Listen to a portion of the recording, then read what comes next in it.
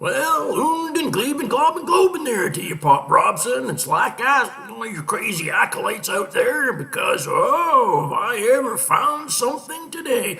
And as that Spat Taffy says, I always leave my trump cards to the end. And this is the end for the whole cotton picking lot of you, and that goes for your crazy little pet bitty bitty Easter bunny too, there, slack ass.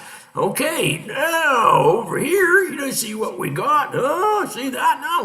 Well, that's what you call Uno flag. Okay, there's Slack Ass and Pop Robson. Oh, wait a minute, too. And that goes for the Brown Hornet, eh? Because I know he's on our side, but he just can't make up his mind yet. But this one, this gonna make his mind up for him this time, isn't it there? Because this here flag is just gonna be blowing all over the place. Not only the flag gonna be blowing all over the place, but the flagpole. Whoa, the flagpole's gonna be going with it this time.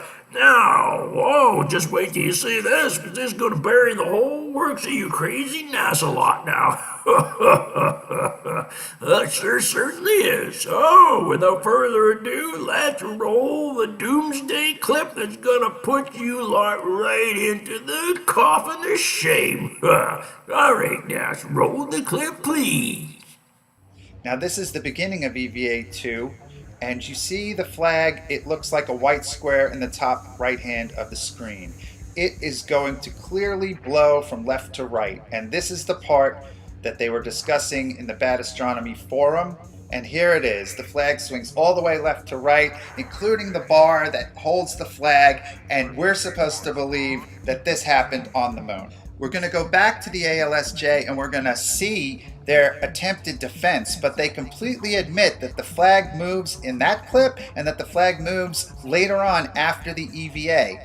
But in this clip I just showed you, the entire flag moves. It turns from left to right, which means not only the cloth fabric, but the bar that holds it up that we've heard so much about all these years, that has to turn with the flag as well. And we're supposed to believe that in the vacuum of space, the air coming out of the ship caused some sort of wind, which we know is not possible.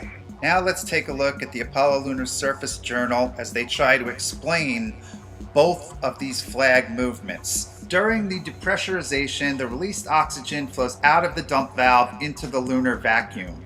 Figure 9-4 from the Apollo 14 preliminary science report shows the arrival of the released oxygen at the CCIG experiment.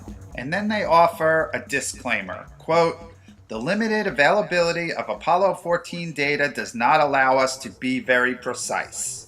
Actually, that's false. All the data that is necessary is contained in the Apollo 14 preliminary science report, which they have mentioned in their so-called defense. When they refer to the CCIG, they are referring to the cold cathode experiment, which measures the density of the lunar atmosphere. And we have the necessary readings right here. They mentioned this graph in their defense, but it actually destroys their alibi. The pressure of the atmosphere is measured on the left side where it says pressure torr, and you will see that the pressure changes from 10 to the minus 7 approximately to almost 10 to the minus 6. That is an infinitesimal amount. That is a tiny, tiny amount. You cannot even imagine how small that is, and that is not enough pressure to do anything. Take a look at that number to the left.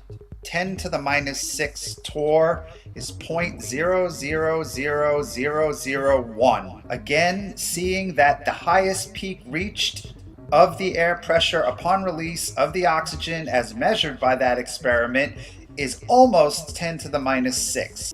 The Pascal number that corresponds to 10 to the minus 6 on the right is 0.00013.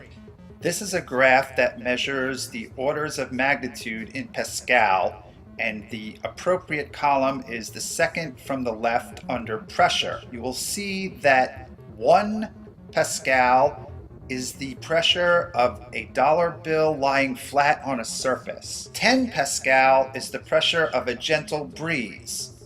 Now look at the bottom row of the Beaufort scales. These measure wind speed and pressure.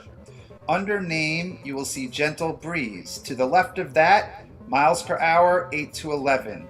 In the right-hand column, you will see conditions on land, and at the bottom, for gentle breeze, it says flags extended, leaves move. So, if you need 10 Pascal for a gentle breeze, and the best you can manage is 0.00013, then Houston, we have a problem.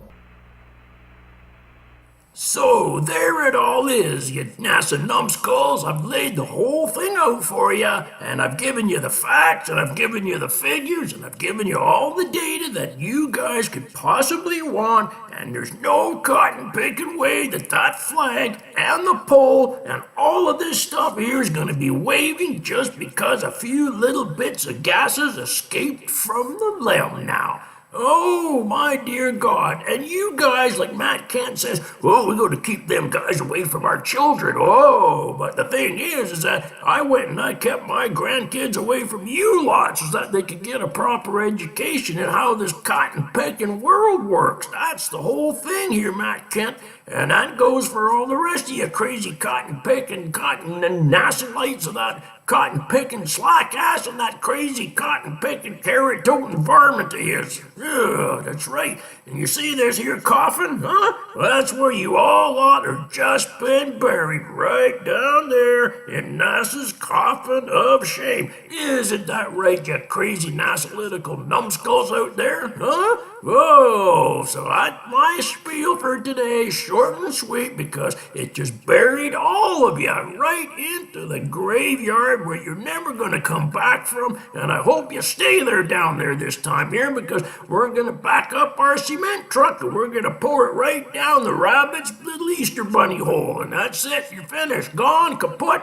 End of story. Oh, right there now. Goodbye and have thank God for it.